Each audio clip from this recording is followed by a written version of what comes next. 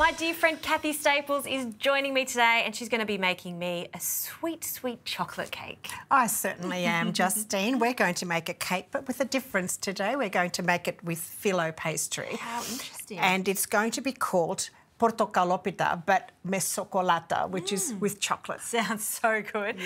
Now, tell me what you've done with the phyllo. We're actually celebrating our friends at Antonio Phyllo. They've been in business in Australia for 60 years. We love them because they've been on the show for 10 years too. You've dried it out? So, yes, the trick to this recipe is the phyllo pastry needs to be air-dried overnight. So you start this recipe the night before by air-drying your phyllo. All right, let's get started. Let's get started.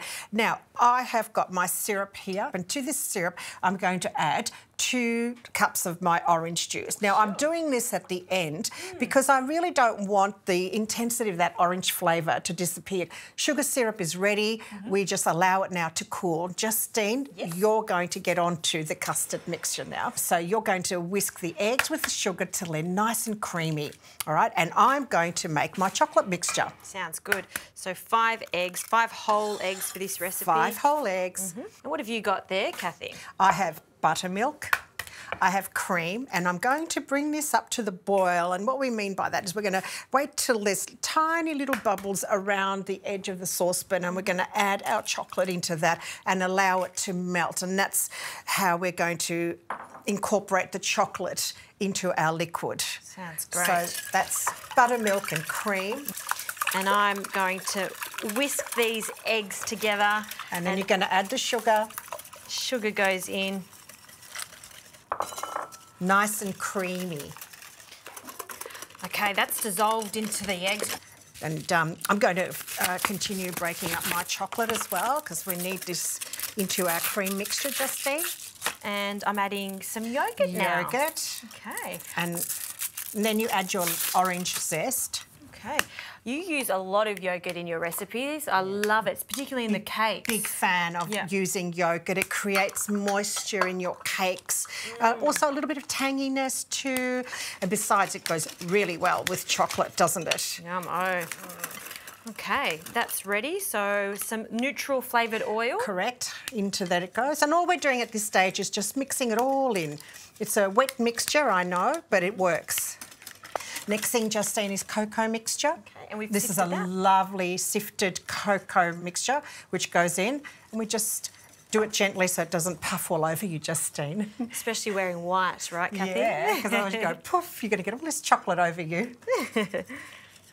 All right, and then for me now, I'm going to this cream is exactly where we want it to be, and I'm going to pop my chocolate in there, mix it around.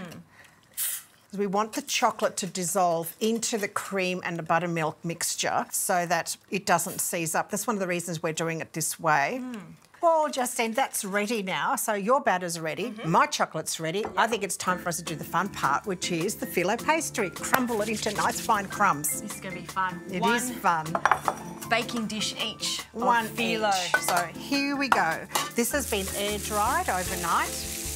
You know, it looks like a lot, but wait till it crumbs right down. It's not a lot once it's been broken down into crumbs. Yeah, I could do this for hours. It's just so therapeutic sitting here doing this. Nice one, Kathy.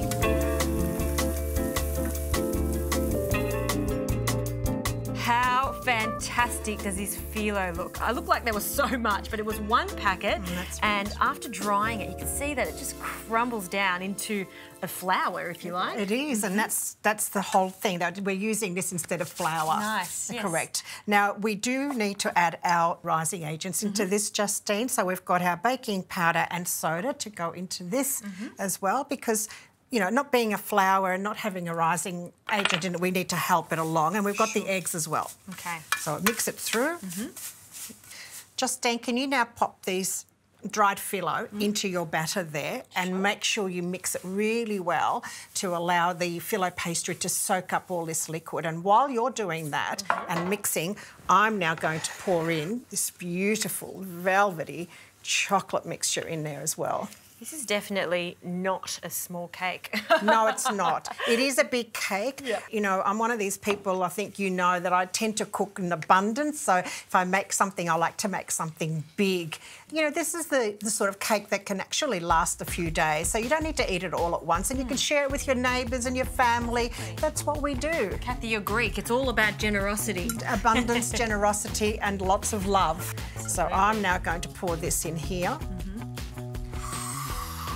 Decadent. Decadent.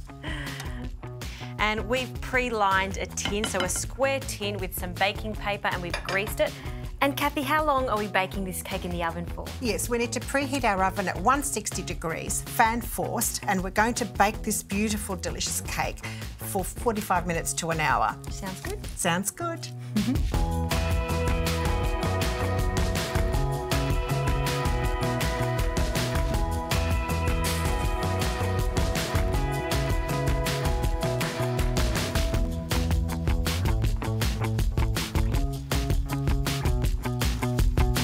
Our cake is out of the oven, Justine. What we need to do now is pour our cold syrup onto our hot cake and let it sit for 10 minutes. We still have to be patient. We are patient.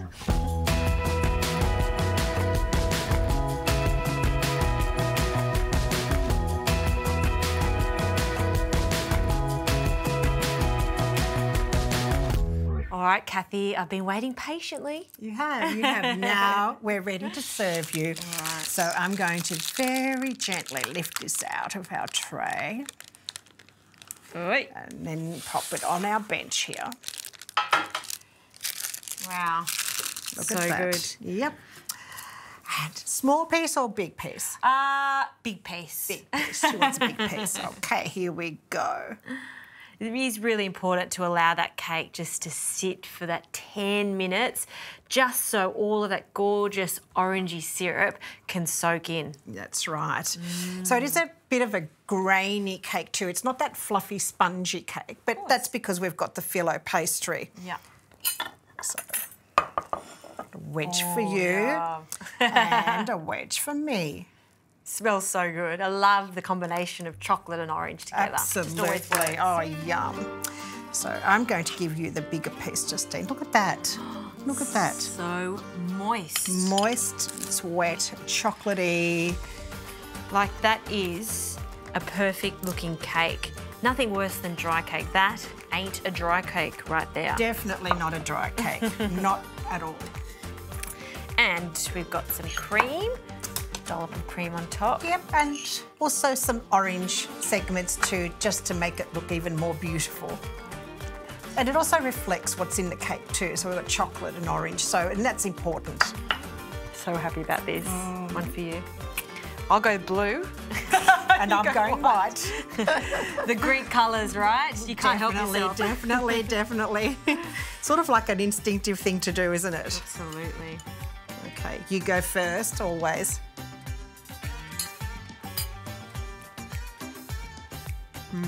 Sensational. And it's still just slightly warm. It's chocolatey. And that phyllo, I just can't believe that we dried it out, crumbled it into a crumb, and it was used so resourcefully as the flour part of the cake. It is amazing. Yeah. You really have to try this recipe. I'm going to need a few more pieces of that, I think. Delicious. Thanks, It is. Kathy. Thank you. Thank you.